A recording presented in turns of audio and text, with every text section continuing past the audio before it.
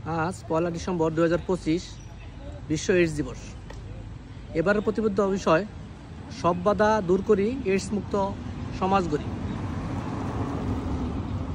1987 সালে সুইজারল্যান্ডের জেনেভায় বিশ্ব সংস্থার মিটিংয়ে 1 ডিসেম্বরকে বিশ্ব এইডস দিবস হিসেবে পালন করার সিদ্ধান্ত হয়।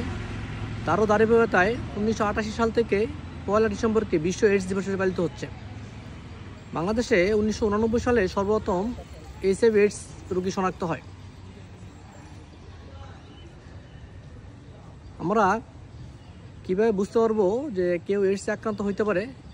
তার লক্ষণগুলো মতন হচ্ছে ঘন ঘন দীর্ঘমেয়াদী কাশি যা উপযুক্ত অ্যান্টিবায়োটিকও সারছে না, দীর্ঘমেয়াদী জ্বর যা অ্যান্টিবায়োটিকের মধ্যে ভালো হচ্ছে না, এবং হঠাৎ করে দ্রুত গতিতে শরীরের ওজনের 10% যদি দ্রুত হ্রাস পায় এবং তার যদি অনিয়ন্ত্রিত সেক্সুয়াল এক্সপোজার হিস্ট্রি থাকে, সেক্ষেত্রে আমরা তার বিষয়ে চিন্তা ভাবনা করতে পারি যে সে এইচআইভি/এইডসে আক্রান্ত কিনা।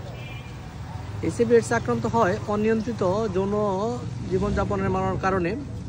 কারো এইচআইভি আক্রান্ত কারো কাছ থেকে ব্লাড নিলে এইচআইভি/এইডস আক্রান্ত রোগীর সাথে বিভিন্ন নিডিল, প্রিক বা হিরোইন, প্যাথিডিন যদি কেউ আইভি ইউজ করে বা শেয়ার করে, সেই কারণে হতে পারে।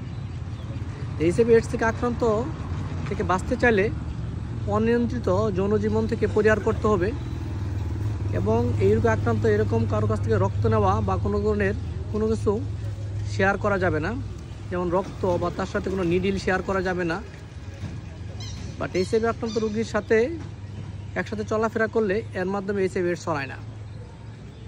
মূলত এই দিবসকে পালন করা হয় এইডস সম্পর্কে সচেতনতা বৃদ্ধি, এইডস থেকে প্রতিরোধ করার উপায় এবং যারা এইচআইভি/এইডসে আক্রান্তে মারা গেছেন তাদের কারণে তাদের প্রতি শ্রদ্ধা রাখতে এই দিবসটি পালন করা হয়। বর্তমানে এইচআইভি/এইডসের মোটামুটি ভালো চিকিৎসা আছে, যদিও এর কোনো ভ্যাকসিন নাই, এটা কিউর হয় না, তবে চিকিৎসা করলে দীর্ঘ সময় সে ভালোভাবে বেঁচে থাকতে পারে।